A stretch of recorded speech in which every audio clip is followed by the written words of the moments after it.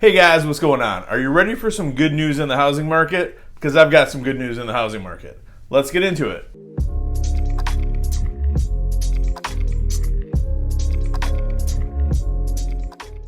Hey guys, how you doing? Derek here from M1 Realty. I'm the broker owner, founder of the company. We started in 2014 just in with a laptop and an office space here in downtown Ferndale, and we've grown it into the largest real estate company in the city of Ferndale. I've got an all-star team of agents, whether you're looking to buy, sell, invest, rent, whatever you need to do, we've got you covered. Now, if you watch this channel on a regular basis, you know that I, pretty much give frequent updates on the status of the market. It's been kind of all over the place the past couple of years. I don't hide anything or kind of sugarcoat anything. I think I've been on record saying that it's been a little bit difficult because it is a very low inventory market, or it has been for the past couple of years. We've seen a little bit of a change since the beginning of the year, and I want to talk about that for a minute. One thing I don't usually talk about on this channel is National Association of Realtors, and because they're more of a national organization, obviously it's right in the name, but they look at real estate trends nationwide, and I am more concerned with what's happening locally here. But they did come out with a pretty pertinent, not a forecast, but just letting us letting us know what's been going on in the national market, which is kind of tracked with our local market. So I want to talk about that for a minute. So for the past couple of years, we've been seeing declines in the number of homes sold.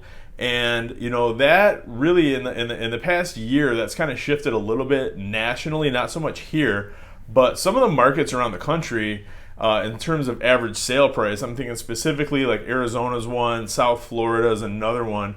They've seen almost 40% declines year over year in the average sale price, and that's because their inventory has spiked like crazily. They've got a lot more properties on the market.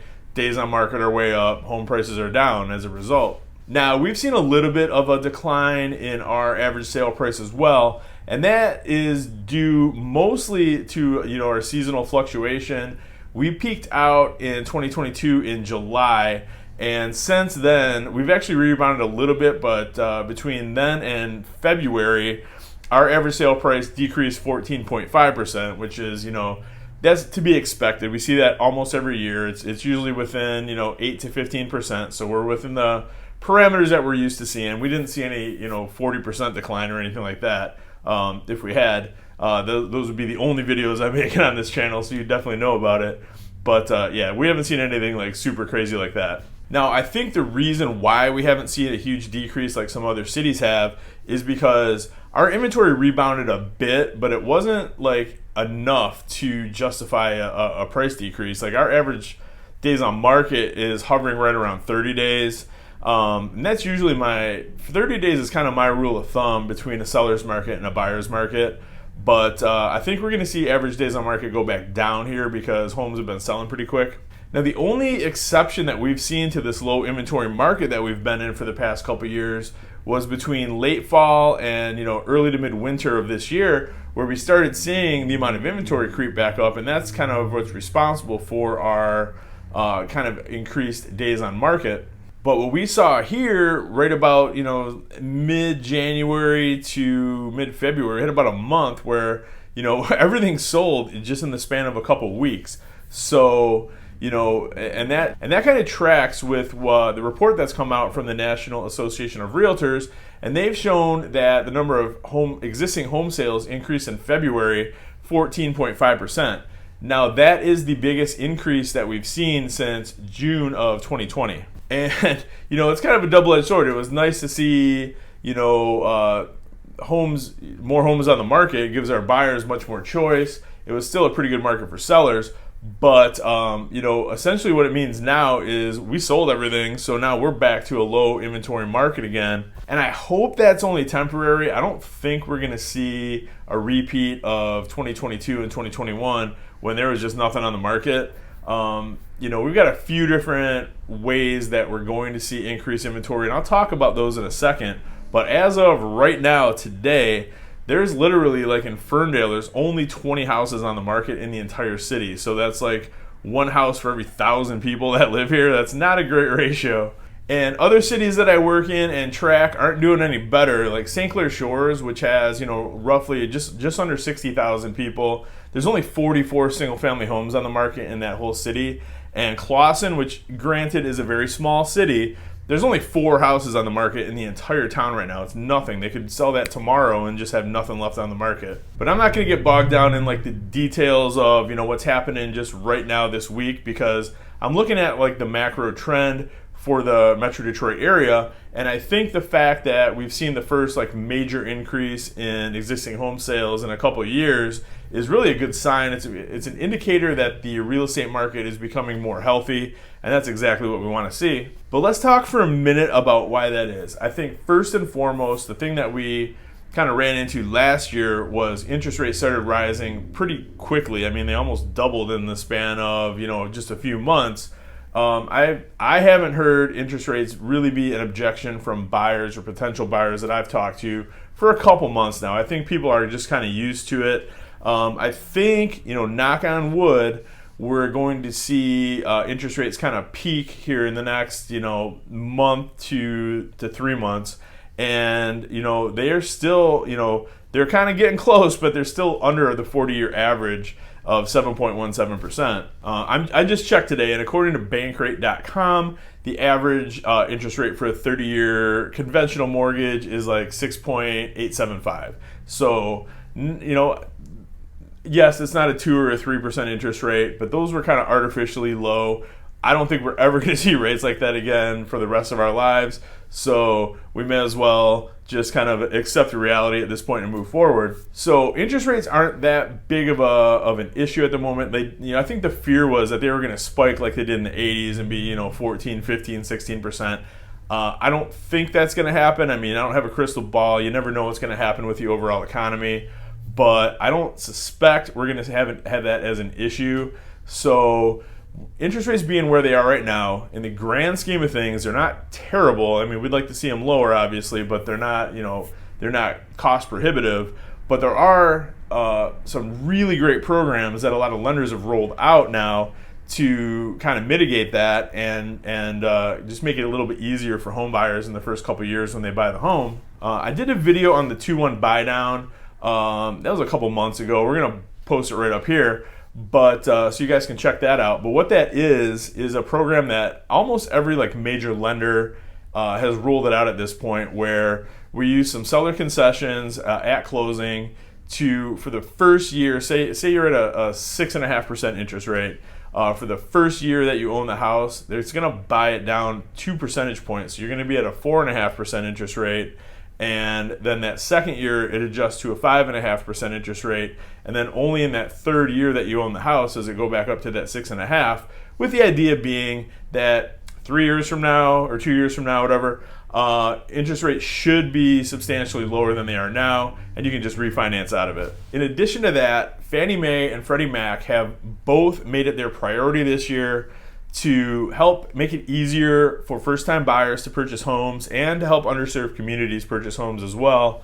And the way that they're doing that is, a lot of these lenders actually have grants or down payment assistance. I mean, there's a lot of ways that we can just kind of make it easier for you to get into that first home, or even if it's not your first home, a lot of people are still eligible for a lot of down payment assistance, things like that. So that's on a case-by-case basis, obviously, but there are ways to get into your new home and not have to break the bank doing it. Another reason why I think the market is going to be healthier moving into the spring and summer here is we are going to start seeing increased inventory. There wasn't really any external force that caused our inventory to kind of increase back in the late fall, early winter.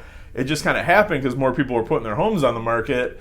And I think we're going to start seeing that now. I mean, what I think happened is there was pent-up demand from buyers, and buyers just got started buying a little bit earlier in the season than they usually do, which is great.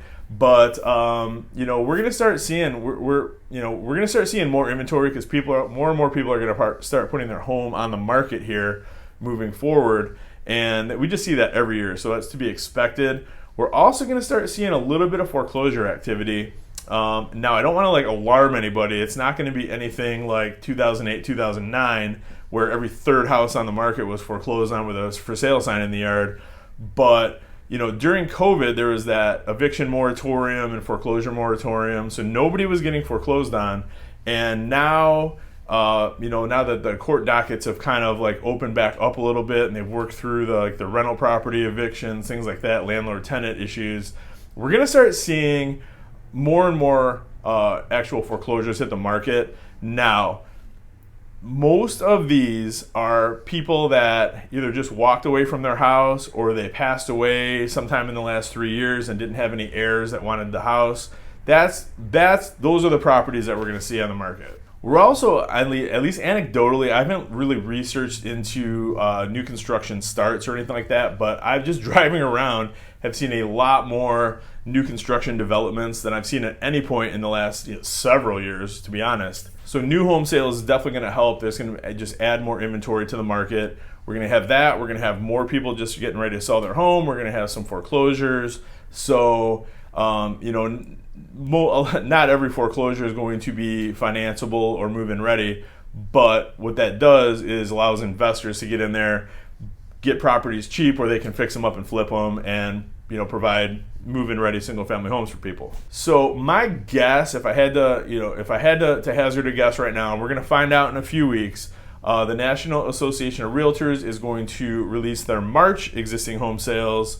That's going to come out in the middle of April. I'm expecting to see the numbers drop back down for the reasons that we just talked about. I don't know, maybe nationally it won't, I don't know. Locally, I would expect to see that because that's what we've been seeing. All the inventory that we had got snapped up, and now we're back to a low inventory level. So it's not that people don't want to buy houses, it's just that there's fewer houses out there for people to buy at the moment. Now, all this being said, I don't have a crystal ball. I know there's been a few banks that failed and went under, and that has the potential to continue to happen. And if that happens and it turns into a contagion and then we enter a recession, all bets are off at that point. But really, in the grand scheme of things, a recession is not necessarily a bad thing for the housing market. Reason being is that when stocks start to tank and the economy enters a recession, at that point, real estate's a kind of a safer investment vehicle for investors than stocks and bonds are. So the majority of the time when the country enters a recession, it's actually good for the housing market. Now, 2008, like the last recession, is the exception to the rule because the housing market is what caused the recession. But due to that, lenders have had to, the government has required them to tighten up their lending guidelines. So I don't see a repeat of that happening. Who knows? But I don't anticipate it. But even if that happens, like I said, it's not necessarily a bad thing for our local market. But just to summarize, good news is on the horizon, and it's already been evidenced by the fact that we've actually seen a pretty substantial increase in existing home sales. There's definitely demand there in the market, and we seem to have recovered from the interest rates, rising a lot higher than they had been for a couple years. So I think it's going to be smooth sailing moving forward here into spring and summer. I guess we're going to find out. And whatever happens, that I'm going to report it back to you. So just keep watching this channel, and I'll give you the straight dope on the Metro Detroit housing market. And as always, if you have any questions whatsoever, or anything I can help you with, anything I didn't touch on here, just reach out anytime. Direct line is 586-491-5622. You can also reach me at 248-561-6155. Text or call anytime. My email is dwerenka@m1realty.net. And I'm also available, Facebook Messenger, Instagram, Twitter, you name it, I'm on it. I'll respond quick and get you accurate information. And until next week, thank you so much for watching this, guys. Really appreciate it. Love the feedback that I've been getting from these videos. It really makes me want to keep making them. And hope everybody has a fantastic rest of their week. And we'll talk to you soon. Thanks a lot. Have a great one.